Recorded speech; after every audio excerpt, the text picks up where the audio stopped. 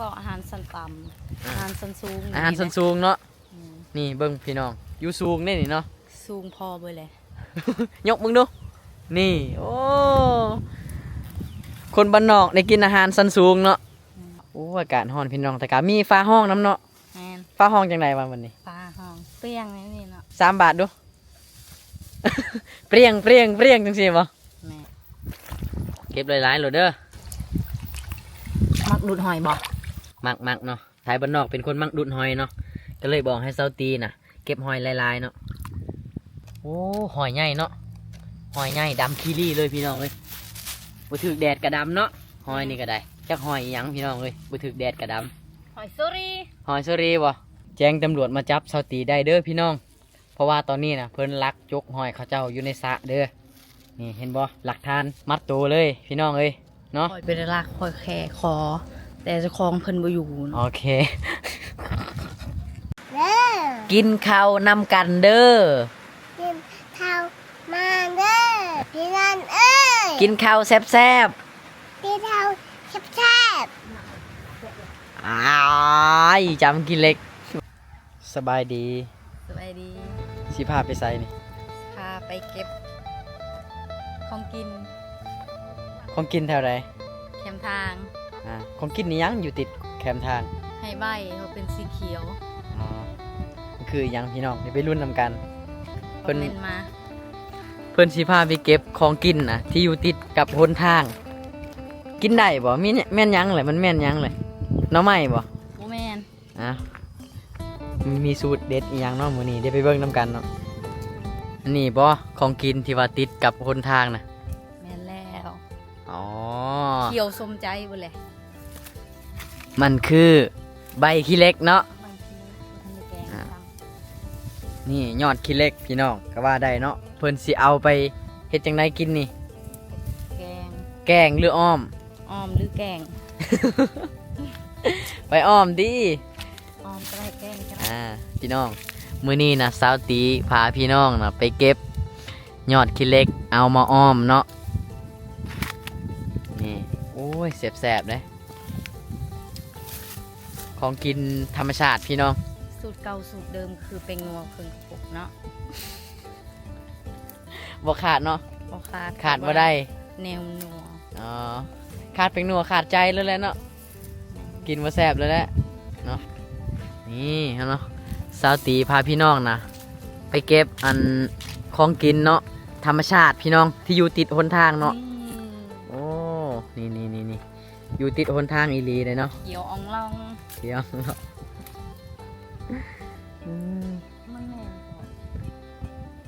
ของกินนะติดอยู่หนทางเลยได้พี่น้องเนาะผู้ใดก็แล่นกายเนาะแถวนี้เนาะเขาเจ้าแล่นผ่านตลอดเนาะเขาบ่รู้จักของดีเขาบ่จักของแซ่บเนาะจังน้อยเก็บใบหรือว่าเก็บยอดขี้เล็กแล้วก็สิพาไปไสบัดนี้พาไปงมหอยเนาะอึดติหอยน่ะอึดอย่างเพิ่นว่าหลังจากเฮาเก็บยอดขี้เล็กแล้วเฮาก็สิพาไปเก็บหอยเนาะบัดนี้เนาะสิพาจกหอยแถวน้องเนาะพี่น้องผู้ใดอยากไปเก็บหอยน้ำก็มาเด้อฟ้ามืดครึ้มพี่น้องฝนสิตกนะสงสัยมื้อนี้นะพี่น้องปาดยอดงามๆเลยเนาะก็คือคนแหละเด็ดคือกันเพิ่นกำลังเด็ดยอดขี้เล็กเนาะคนเด็ดกับเด็ดคือกันเนาะเด็ดสุด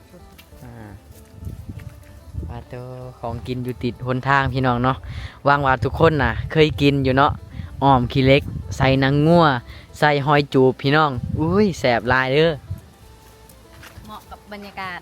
ยามฝนเหมาะกับบรรยากาศยามฝนบ่แม่แต่ว่าของกินเมนูนี้วัตถุดิบนี้แมน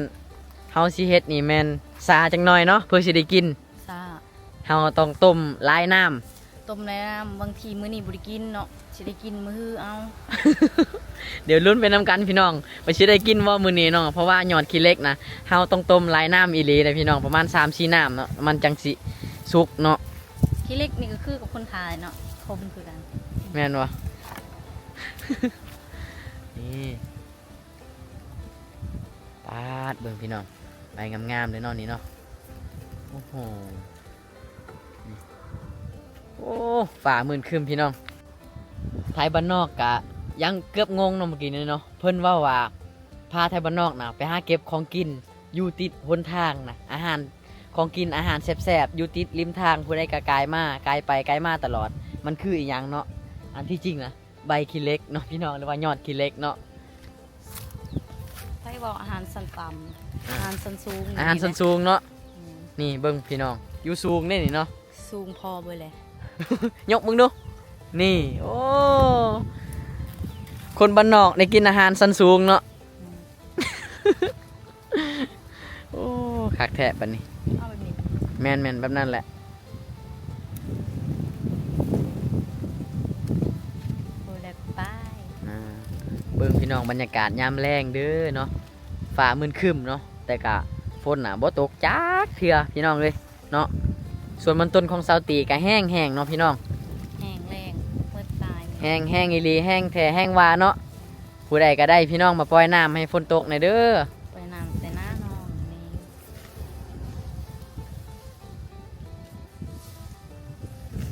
พอแล้วกลับบ้าน นี่พี่น้องพาหยอนขี้เหล็กงามๆเนาะนี่ปาเธอ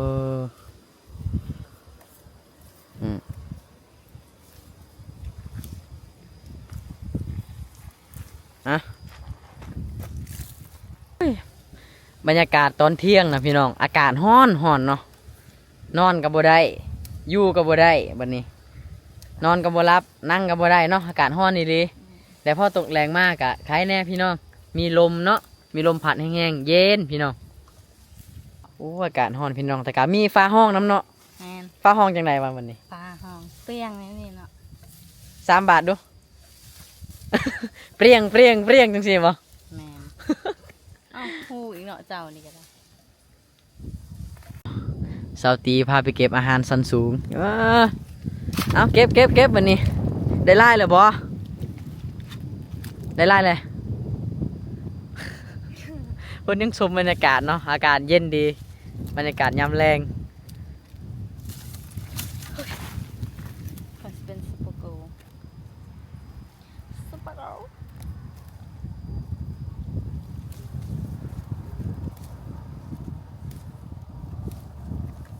ฝนจะตกฟ้ายามค่ะ ใช่ได้ไล่บันไดเลย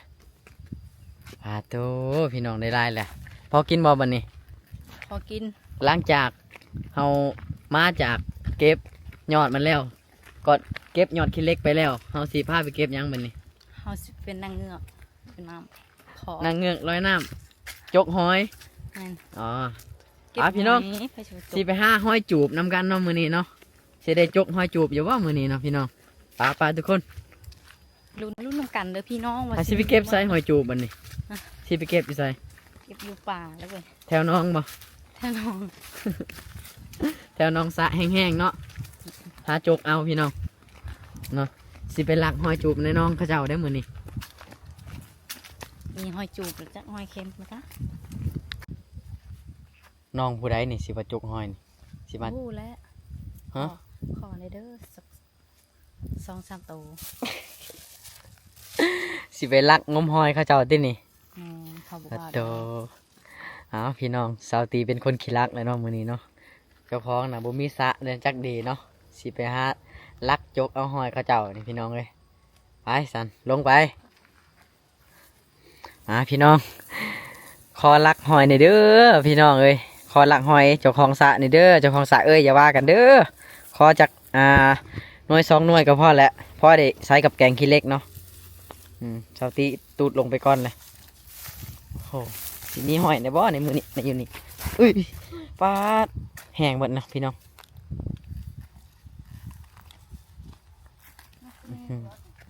ฮะได้บ่บันนี้เฮ้ยโอ้โห ไปแล้วนะมึง มีบ่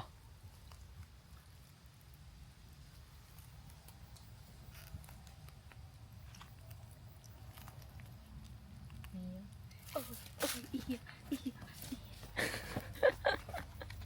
มันเป็นหยัง หมดตัด หมดกัดพี่น้องเลยเนาะนี่พี่น้องเบิ้งสระนี่แห้งเบิดเลยพี่น้องเลยอยู่ในนี่นะต้องมีปลาข้อแน่นอนเลยเอาเสียหาหอยได้บ่บาทนี่เบิ้งลองจกเบิ้งก่อนนี่เด้หอยนะปลาหัดได้แล้วพี่น้องนี่หอยจูบเนาะหอยงามๆเลยได้นี่หอยสะเอ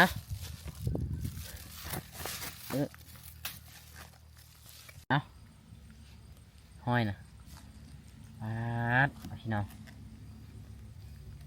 หาลักหอยเขาเจ้าดื้อไป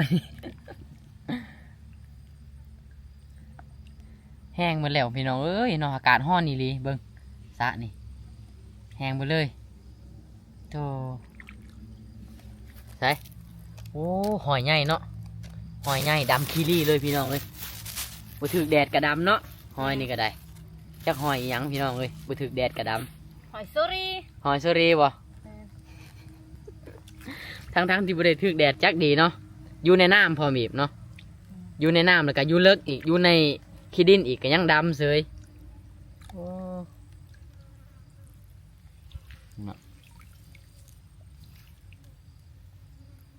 หากินแบบบ้านๆพี่น้อง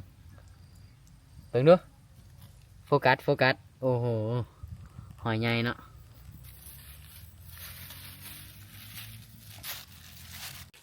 นี่พี่น้องโอ้น้ำแห้งหมดแล้วเดี๋ยวเอาจังสีเลยนี่ตินี่พี่น้องวัดหอยงามๆเลยเนาะเอาเก็บหลายๆเลยเด้อเก็บหลายๆเลยเก็บหลายๆเลยเด้อ มักดูดหอยบ่ มักเนาะไทยบ้านนอกเป็นคนมักดูดหอยเนาะก็เลยบอกให้เซาตีน่ะเก็บหอยหลายๆเนาะ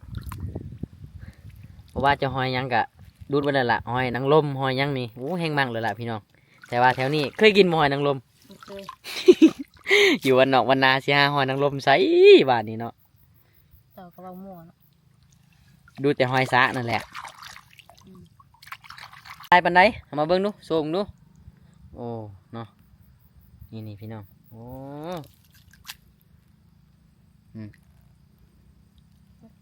กระสะหรือกดในตัวไม่ยิ่งต่างเปล่า พี่น้องลุงทุนช่วยเซาตีเนาะบัดนี้เนาะนี่พอเจ้าของมักดูดหอยแห้งก็เลยต้องจกเอาเองบัดนี้ทั้งมักดูดทั้งมักจกบัดนี้เอาไปนี่หอยใหญ่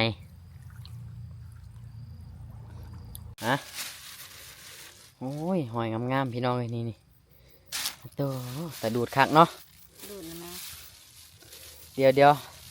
ใส่กับออมขี้เล็กก่อนพี่น้องสีดูดคักๆเลยเนาะบาดสุกแล้วใส่หอยน่ะหลายๆเลย พอแล้วบ่มันนี่ แล้ว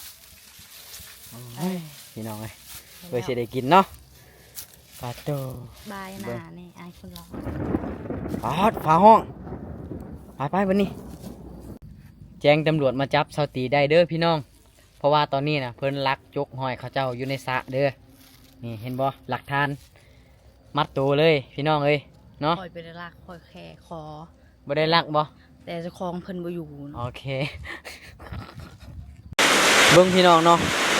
พอไทยบ้านนอกกับสาวตีนะมาหอดเฮือนนะฝนตกแห้งพี่น้องเอ้ย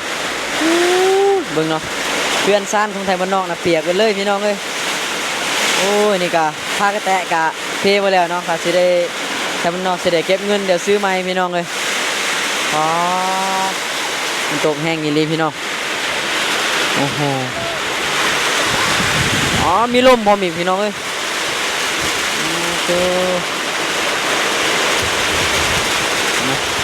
บรรยากาศเรือนสร้างไทยมันนอกพี่น้องเป็นลังน้อยๆพี่น้องเลยเนาะฝนตกกระเปียกเบิดเนาะโตพี่น้องฝนตกแห้งอีหลีพี่น้องเลยมื้อแรกน่ะสิได้การกบเลยพี่น้องเลยทำมันตกแห้งจังซี่เนาะ ตกแห้งถ้าเถิดเด้อตกแห้งๆเลิศตกเบิดคืนเลยมื้อนี้นะเดี๋ยวมื้อแรงสิได้การกบและมื้ออื่นเช้าสิได้ปลูกมันสำปะหลังพี่น้องมันต้นก็สิบ่ตายแหละแต่กอย่ามาขออย่างเดียวอย่ามาลมอย่าให้ลมมาแห้งเด้อเดี๋ยวสิพัดเฮือนสารไทยบ้านนอกไปเบิดโอ้ยพี่น้องเอ้ย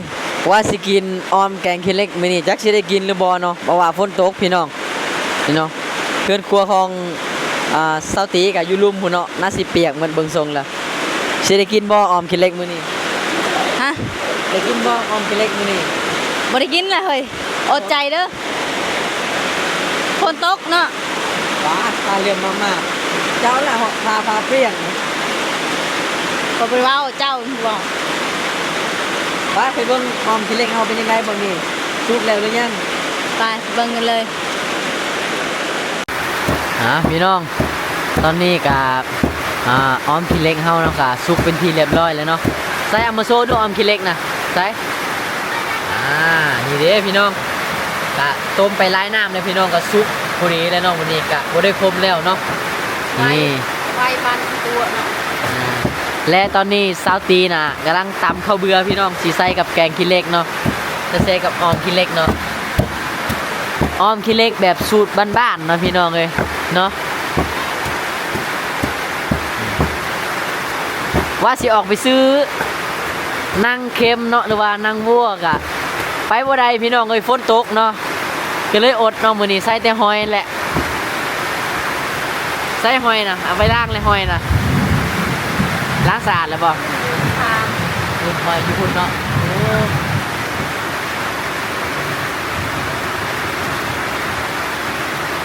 ลงคือเป็นเงินเนาะ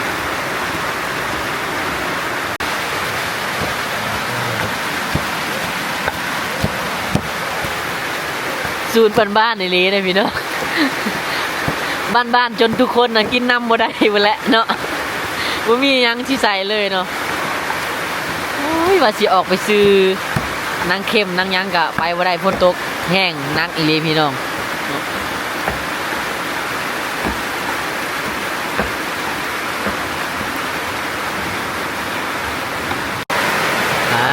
พี่น้องเลยเนาะ ไปนั่งยะนาง ปลาแดกกระเบิดเนาะพี่น้อง มี ห้อยกะน้อยเดียวนั่งก็ออกไปซื้อบ่ได้ฝนตกโอ้ยเนาะชีวิต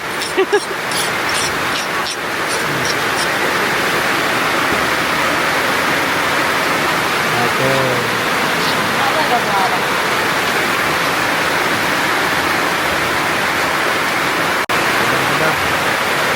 ก้อนหอยลงไปเนาะ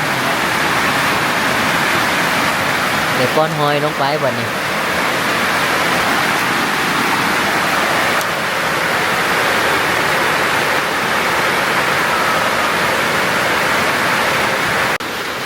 พี่น้องตอนนี้ก็กำลังสีนึ่งต่อเนาะวันนี้เนาะเขาก็จะได้ใช้เตาไฟอีกเครื่องนึงเนาะจังสิได้กินพี่น้องเลยเนาะ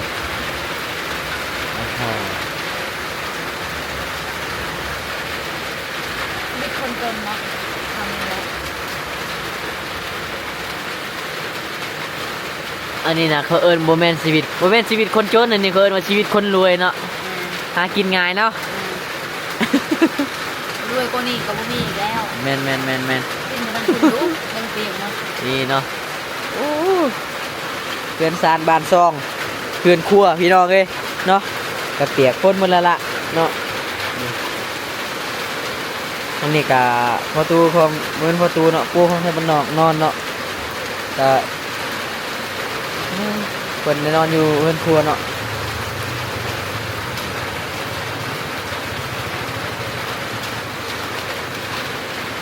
ประมาณจักนาที ก็หา ฮะ ก็หาชั่วโมง 3 ชั่วโมงเบิดคืนเลยเนาะ เราไปนอนก่อนก็ได้ อ๋อเบิดคืนเท่าไร ฮะ เบิดคืนเท่าไร เมื่อคืน2 2 5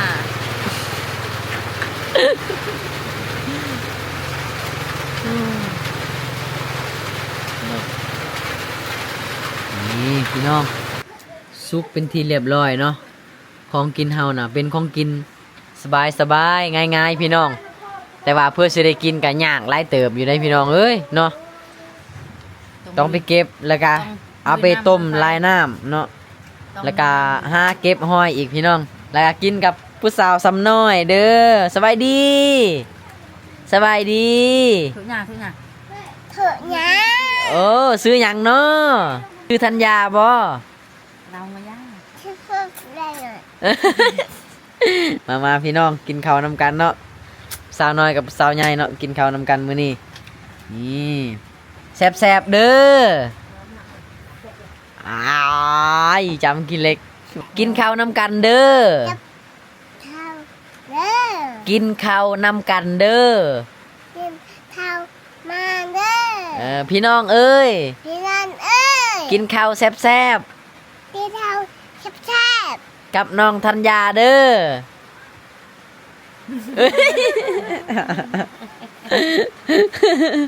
สบายดีสาวเทิมกินข้าวเด้อ ๆเทเด้อ กับน้องเทิมกับน้องเทิม ชี นักเหยาะต่อ กับน้องเทิมแซ่บๆ ย่างไป มาพี่น้องกินข้าวนำกันเนาะนี่โอ้มีสองสาวเนาะกินนำกัน สาวธัญญาเนาะคนงามเนาะแมนบ่เอ้ยเขินคำว่าคนงามโอ้ยเนาะมา FC ทุกท่านทุกคนเนาะกินข้าวนำกันเด้อวันนี้เด้อแซ่บๆเด้อธัญญากินข้าวเด้อแซ่บๆเด้อ แต่หัวเฉียว จกฮอดขี้ดังกินเขากันนะ โอ้ยเนาะ เพียกับไอ้เนื้อ อ่าแซ่บบ่ อะไรอยู่ อร่อย อร่อยนี่น้อง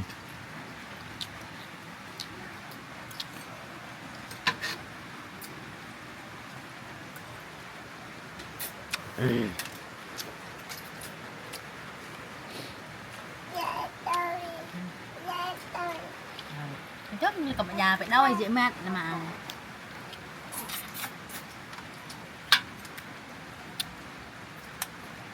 นู่นได้ thật là đưa นู่นได้ เอาผู้สาวน้อยกินข้าวเอานี่ปั่นให้แล้วจำเลยโอ้ยจำขี้เหล็กคมๆหนึ่งเนาะปาติโตพี่น้อง การสิก่อนสิกินกันเลียกันเนาะ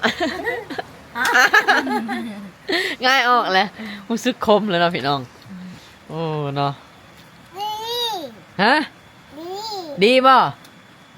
ดีก็กินไล่ๆทำสึกดีน่ะเบิ้งนี่เบิ้งก็กินนี่ฮะกิน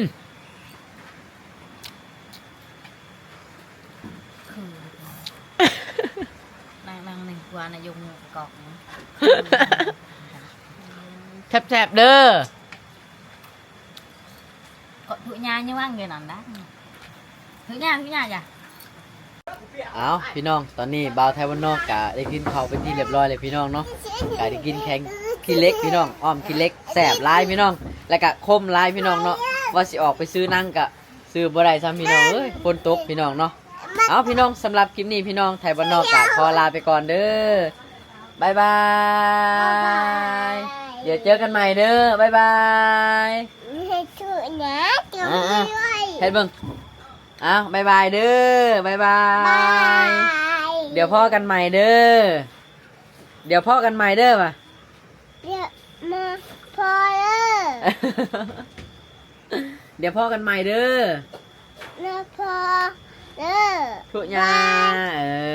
ถูกนะ โอเค ไปเลยพี่น้อง เล่นนะ ลาท่านผู้ชมเนี่ย จะไป หมดสำเนียงเนาะ nè พี่น้องปิดคลิปเลยเด้อบัดนี้